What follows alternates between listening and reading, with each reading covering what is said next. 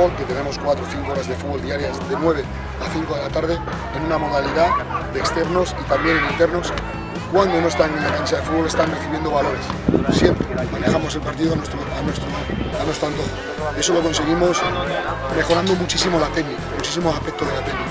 Y el más importante es la multilateralidad. ¿Y qué es la multilateralidad? Pues el jugar indistintamente con la derecha y con la izquierda.